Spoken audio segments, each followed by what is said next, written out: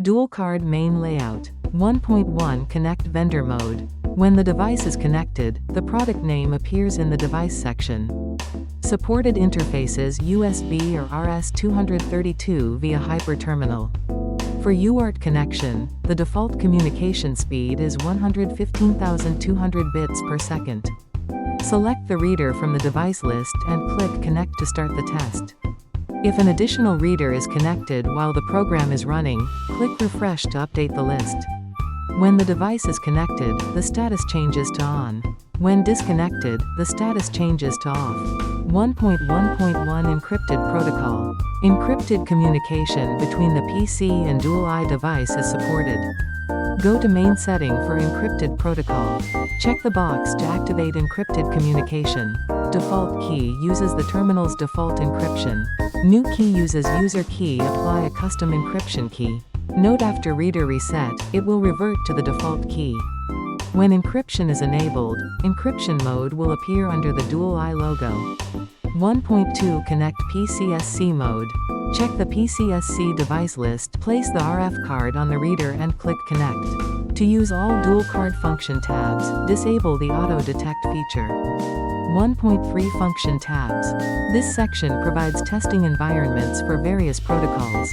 DualCard supports ISO 7816, ISO 14443 AB, MyFair Plus, Felica, Desfire, PCSC, ISO 15693, NFC, and utility functions. Please verify which protocols your device supports. 1.4 Command input. This area allows users to manually send protocol commands to the connected device. Commands consist of a 1-byte command code and data in hexadecimal format. Input the command code 2 digits and data, then click Send. The response from the reader card will be displayed. First block response code, second block response data. Up to 10 previously executed commands are stored in order. 1.5 Packet list. Displays all sent and received data between the PC and the device. Click Text file to save communication logs as saved in the DualCard text folder. List clear to delete all commands and responses in the list.